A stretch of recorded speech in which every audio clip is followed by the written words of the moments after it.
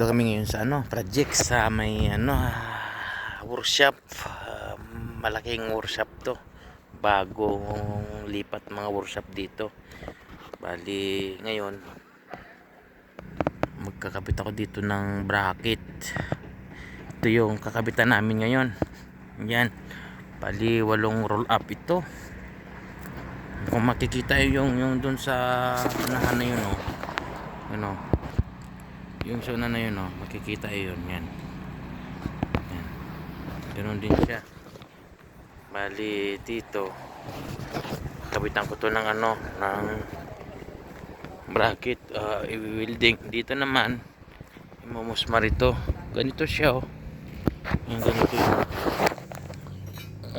Ganito yan, yan, galing yan, ganyan siya sa taas ng posisyon. So makikita nyo mayroon ako dito sample, ayun, taas.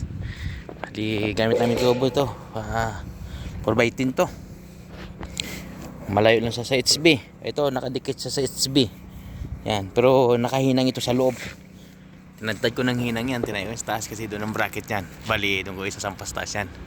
Bali yan, dire-diretso yan, 8 pinto to. Ayun, yan. Dito dalawa, dito dalawang pinto, to dikitan yan, isa dito. Ito yung roll up namin. Bali may sukat ito na, so ito 490. Kita yung 490 yan.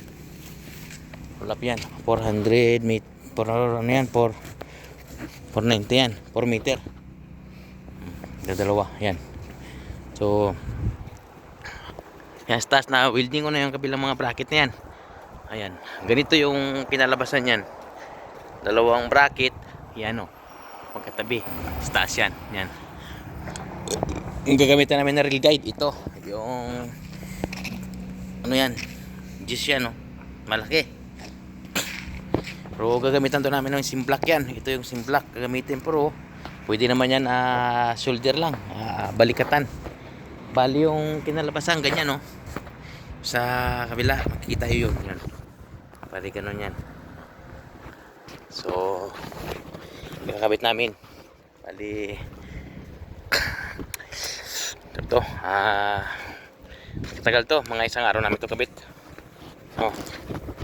Tatlo lang kami, wala pa yung kasama namin yan, malawak ang workshop yan. Yan, marami kaming pinto dito, maraming roll up kami kinabit dito.